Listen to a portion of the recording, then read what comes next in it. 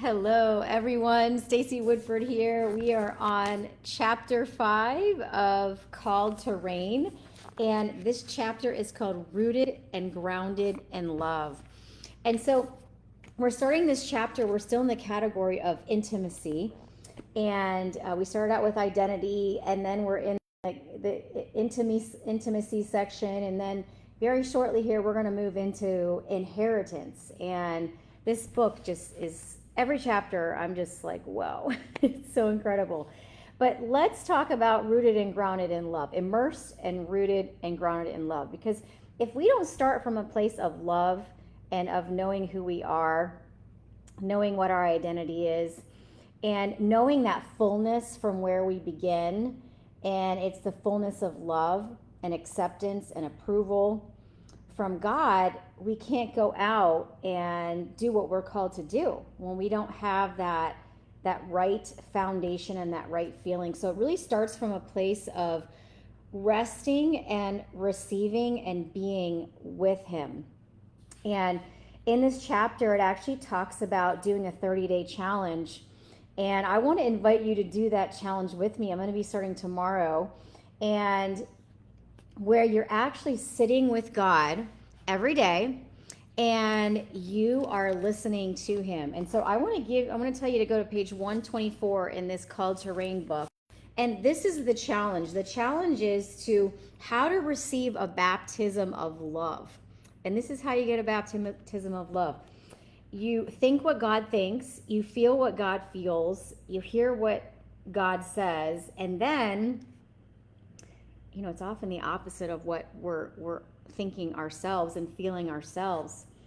But we want to begin to ask God those questions. What are you thinking today? What are you feeling today?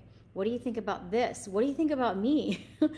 And I was practicing myself and asking God, what do you think about this group of ladies that's doing this Bible study together, this book study together? And you know what He said to me was, I was actually seeing Him get giddy about the women and the people that are studying this book. And it's gotten Him so excited. And I said, okay, God, what do you want me to tell them? And He said, I want you to tell them to just sit with me a little longer, to wait a little longer, to linger, and to receive that love. And I think often we approach God, or we can, out of restlessness or out of fear. And that's the chair two. Remember, the chair two, when you're sitting in chair two, it's the kingdom of self. It's all about you. It's fear, worry, stress, anxiety. But we're encouraged in this book to be sitting in chair one, which is out of that love and out of that peace. And there is no fear. So when we practice, and that's what we're going to do the next 30 days, we're practicing sitting with God and asking Him what He's thinking, what He's feeling, all of these things.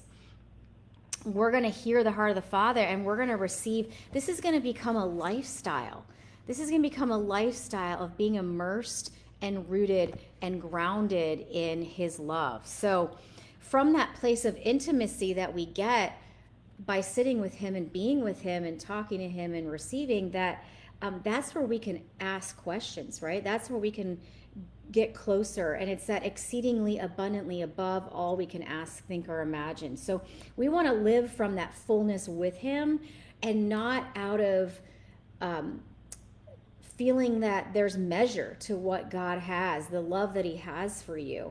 And He wants us to know that there's no limits. So we need to know that love is the center of everything. It starts from love. So we can't approach God thinking, what am I going to get from Him? We want to approach God from a place of, I want to behold God. I want to see His face. I want to receive His love and connect with Him. And so in the book, he talks about we become what we behold.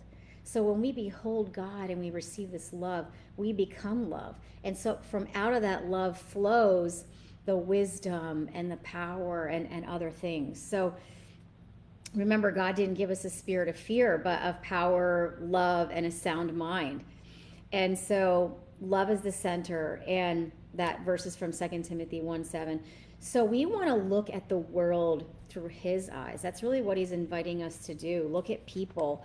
And so our perspective just determines everything, right? It determines our experience, the decisions we make, how we see people. We want to come from that love instead of coming from that chair too, which is the fear and the restlessness.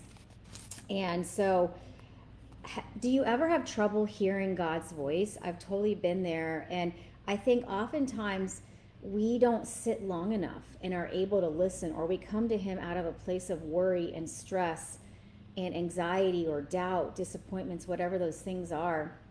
And don't get me wrong, it's okay to have those feelings. We actually need to bring them to God and tell him, be honest with him how we're feeling. Share those things with him, and then you can receive that love from him. So when we have trouble hearing his voice, we need to make sure that we're coming to God from that chair one positioning, which is love and peace, and knowing that we're accepted, and knowing that he is pleased with us and approves of us and loves us. So we need to continue having a receiving lifestyle, and it's all about resting and receiving and being. So I thought this chapter was so powerful. Again, they each are so many amazing stories that he shares, and the one about the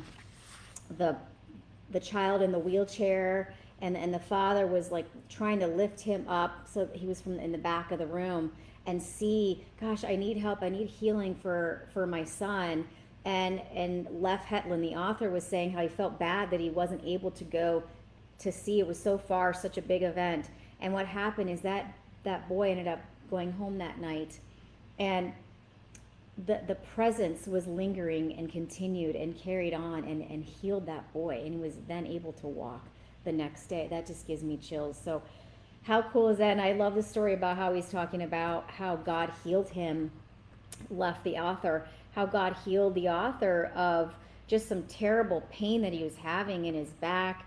I believe he said, I can't remember if he said his neck or not, but it was like, I believe it was back. And he said that, God, what you told me that you were going to heal me. You told me, why am I not healed? I'm having to cancel events and huge places where he's speaking, and he ended up having to be completely down and go to the hospital and have surgery. And it wasn't until that point in place where that God was saying, I wanted to give you a complete healing, and this is what a complete healing is.